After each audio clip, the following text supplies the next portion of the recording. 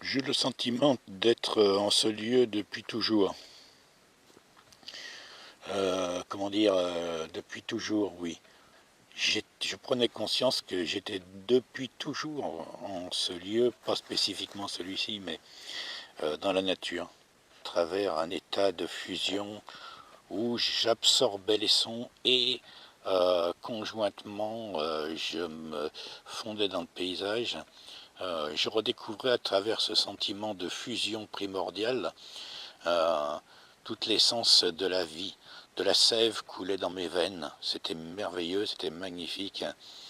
Et, euh, et tout autour, c'était une symphonie tour à tour de silence personnifié et venant par-ci, par-là, chant d'oiseaux, galop d'un cheval, tout cela faisait partie d'une unité, une unité absolue, il n'y avait pas d'équivoque et cette réflexion m'amenait que nous étions loin, mais vraiment très très loin du sens que l'on peut donner à l'existence, du sens authentique.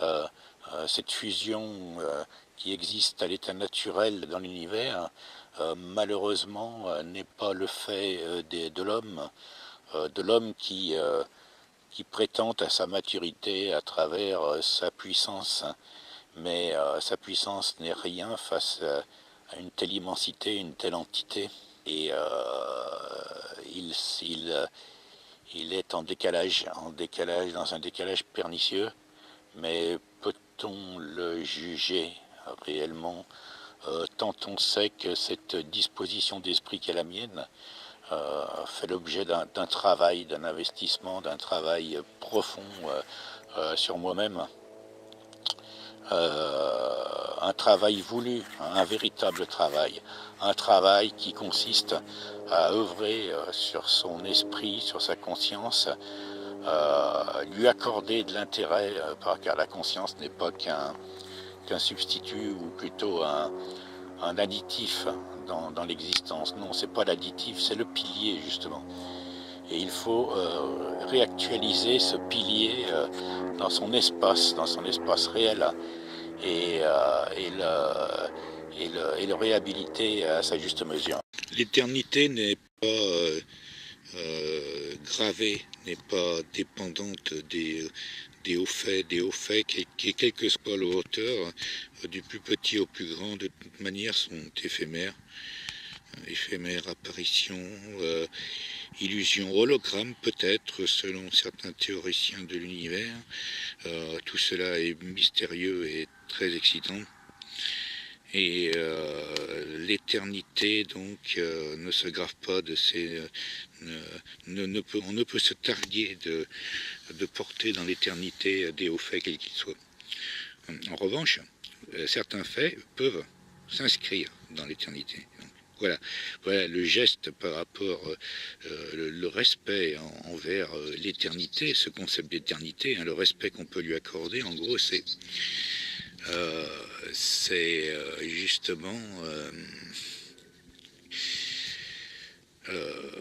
procéder d'une manière désintéressée pour que certains faits bâtissent cette éternité, c'est-à-dire ce qui est mémoriel, ce qui est culturel, ce qui aussi a pu contribuer à des résultats dans la sphère du concret, dans la réalité réelle, puisque quelque part le raisonnement philosophique procède de la construction d'une réalité artificielle. Déjà, après, une fois la transcription dans le monde réel, comme toute chose, malheureusement, se heurte à un grand décalage, ce qui renvoie à ce décalage sur l'humain qui n'a pas réussi, n'a pas effectué le travail sur sa conscience, et n'ayant pas travaillé suffisamment sur sa conscience, n'ayant pas travaillé pour beaucoup d'entre eux, eh bien finalement il y a une dissociation entre le naturel, l'universel et lui-même, et il est dans cette réalité purement artificielle, qui est une réalité purement artificielle qui est bien sûr liée à celle de pouvoir, mais mais toute autre réalité artificielle ne peut pas résoudre ce problème. Il est question de concrétiser la conscience à travers les filtres d'une réalité objective, hein, et de l'intégrer, donc cette conscience, hein, afin que justement l'humain puisse progresser sur la voie qui le conduira à l'éradication de toutes ces dangereuses contradictions qui le concernent et le mettent à mal, préservant seulement les contradictions inévitables qui sont le lot chaotique de l'évolution de l'univers, mais celles-ci, à la limite, peuvent être constituées des briques pour bâtir dans le cadre d'une réalité objective et non artificielle, hein, et d'une manière tout à fait positive, justement. Voilà.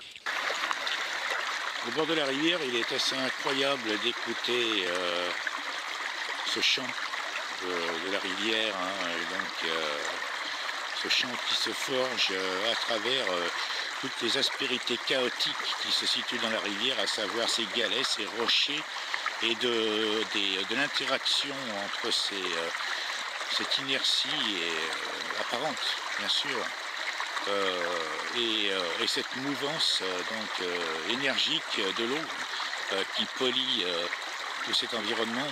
C'est de ce contact entre l'inerte et le dynamique que naît ce son. Alors, ce son, quand traité avec une diminution ou une abolition des filtres culturels, oui, c'est de l'eau, mais ça va bien plus loin. C'est carrément une symphonie. Donc il y a des phrases qui s'écrivent, il y a toute une sorte de texte qui est balancé dans le flot, dans le courant, avec les aléas du courant, forgé par les aléas du courant plutôt. Et c'est assez incroyable, avec tous les sons qui sont autour. Par moments, on croit entendre des phrases familières, toute cette synergie de sons extérieurs et de sons immédiats, donc, voire même de sons parasites, crée une incroyable synergie propre à susciter des mots concrets, par correspondance, hein, structurant des concepts concrets également. Et c'est de cette synergie particulière que l'essence s'étende. Oui, donc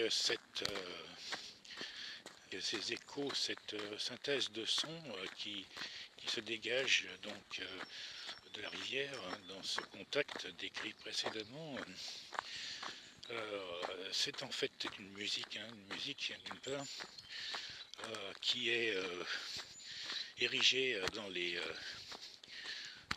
pures ordonnances du chaos, et qui, avec le rythme insistant, permanent, et surtout très incantatoire, on arrive à un moment donné dans la création de phrases suggérées dont je parlais précédemment, par rapport à ces mots-clés qui vont ressortir et constituer ces bribes. Ces mots-clés feront référence à un aspect capital de l'individu. Soit, par exemple, ça peut s'agir d'un souvenir enfoui très profondément dans sa conscience, qui peut être bien heureux, peut-être c'est tout à fait imprévisible, hein. Donc, en l'occurrence, il y a effectivement ce genre de rythmique particulièrement issu du chaos, hein, sont très propices pour générer des chaînes d'idées, de concepts, d'extrapolation et de toutes ces sortes de choses. Oui, le concept d'anima apparemment me colle à la peau, hein. Oui, c'est-à-dire à différents niveaux, selon ma vision des choses, et puis aussi selon le fait que la conscience puisse être personnifiée par une entité féminine, ce qui renvoie à Jung, tout ça, quoi. Bon, oui, donc un sens multiple, quoi. Mais anima, quand on marche au milieu des arbres, comme je le fais en ce moment, anima, c'est là où je suis, quoi. c'est le cœur du vivant, c'est la planète, oui. Ça renvoie encore à un concept féminin, effectivement. Ouais. C'est très intéressant tout ça. Et moi, ce que j'en dis, c'est qu'effectivement, cette entrée dans la conscience dont je parlais précédemment fait que, au lieu de se focaliser sur l'attente d'un événement particulier, générateur d'anxiété, de stress, d'attitude défensive, il faut veiller au maximum pour réconcilier le concept de conscience et le concept et ce que représente l'humain actuel. Il faut se laisser porter par la continuité. La continuité des choses. Voilà. Il y a un mouvement qui entraîne, et ce mouvement ne doit pas être négligé. Après, il faut composer avec lui. C'est toute une analyse que la construction de l'humain libre. La liberté, c'est du boulot.